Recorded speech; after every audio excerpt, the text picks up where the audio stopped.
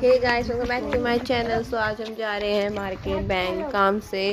और आज का मम्मी को देख सकते हो। मम्मी मैंने आज क्रीम पहना है, वहाँ पे दादी है और मेरा लोग देखो ग्रीन वाइट एंड ये झूला हाथ में। तो बैग अच्छा लगता है ऐसे चलना। और ये मैं कैमरा पकड़ के बैठी और ये मेरी दादी। और यहाँ अपनी गली में जा रहे हैं अभी। और ये रूही, इसको हम लाने के मूड में थे, महारानी घर कपड़ों में आ गई। इसके भी बाद हम चेंज करके दूसरा कपड़ा देते हैं, ये चेंज कर देंगे इसको। एंड ये आ चुके हैं बैंक में। ये नैनीताल बैंक है, यहीं पे है ब्लॉक के पास। और यहाँ पे हमने फॉर्म भरे, वो करा, ये करना है, अभी बचा है बहुत सारा काम यहाँ का भी देखते हैं कभी। और मैं अपने लुक में ही लगी हुई हूँ, मेरे क्रॉक्स थोड़े अंदर शक्ल करी। और हम जा रहे हैं मार्केट।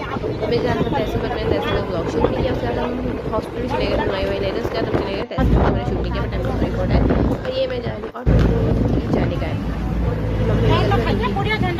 दादी मम्मी की बात चल रही है,